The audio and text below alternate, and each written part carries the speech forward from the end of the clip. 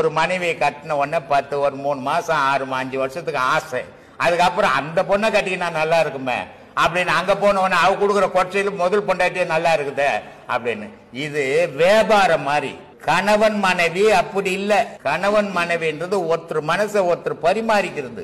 உடலுக்காக மட்டும் கணவன் மனைவி கிடையாது. கணவன் மனைவின்றது நான் சாகிற வரைக்கும் நீ வரணும், நீ சாகிற வரைக்கும் நான் போனேன். அவன் தான் கணவன் மனைவி. அதனால அவனெல்லாம் கணவன் மனைவி லிஸ்ட்ல சேர்க்க கூடாது. பணம் இருந்தா உன்னை கல்யாணம் பண்ணிக்கிறது, உன் பணம் எல்லாம் கரைச்சிட்ட உடனே பணம் இருக்கிறவங்கள தேடுறது, இவெல்லாம் கல்யாணம் பண்ணி குடும்பம் பண்றதுக்காக இல்ல, காசு கோசம் தெரியுறவன். கணவன் மனைவின்றவன் புனிதமான வார்த்தை. அது அதை இந்த பாவிகளுக்கு எல்லாம் பயன்படுத்தக்கூடாது.